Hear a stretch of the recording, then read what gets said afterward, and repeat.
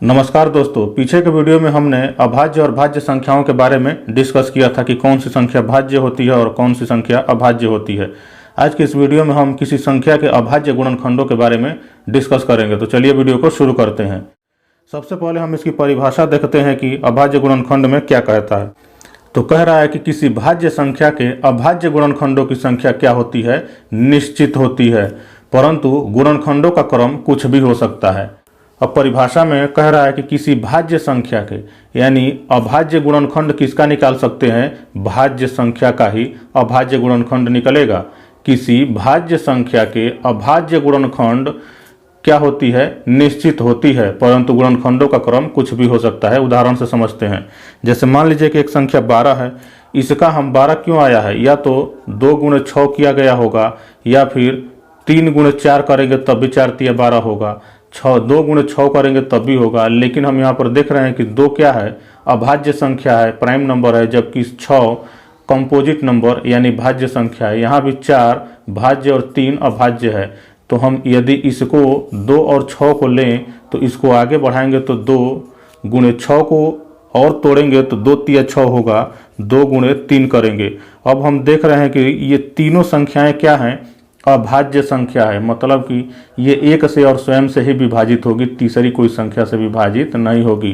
तो अब 12 के अभाज्य गुणनखंड ये हो गया, यानी 2 गुणे 2 गुणे 3 ये क्या है, गुणनखंड है, यानी गुणा में हमने इसको विभाजित कर दिया 12 को, 2 दूना 4 तिया 12, तो हम गुणा करेंगे तो 12 आ जाएगा। गुणनखंडों के रूप में हमने यानी खंड में विभाजित किया, लेकिन किसी में गुणा के रूप में विभाजित कर दिया, और ये संख्या कौन सी है, अभाज्य संख्या है। इसी तरीके से यदि हम 15 लेंगे तो ये क्या होगा, 3 पचे 15 होगा। तो ये क्या है, दोनों संख्याएं अभाज्य संख्या है, 3 भी और 5 भी। तो क्या हो गया, 15 का गुणनखंड 3 गुणे 5 हो गया।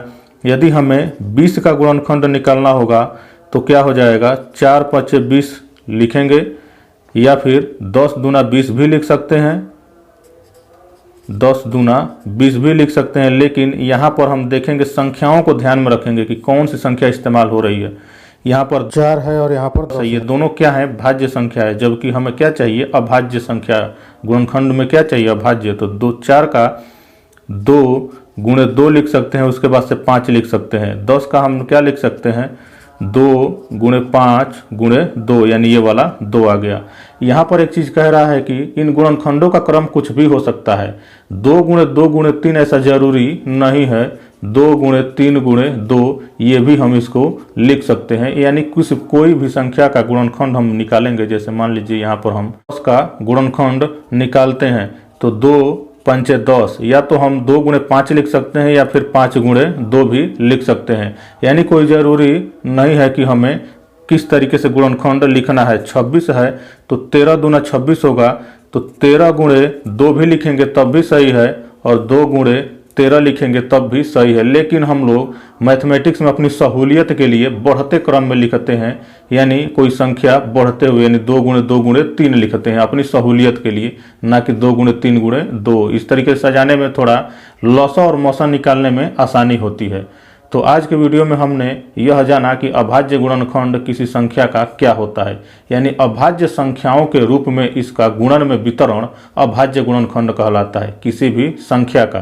तो यदि यह वीडियो पसंद आया हो तो इसे लाइक और शेयर जरूर कर दें, और आगे इसी तरीके से वीडियो देखने के लिए हमारे चैनल को सब्सक्राइब कर लें और बेल आइकन को प्रेस कर लें, जिससे नए वीडियो का नोटिफिकेशन आप तक पहुंचता रहे। धन्यवाद।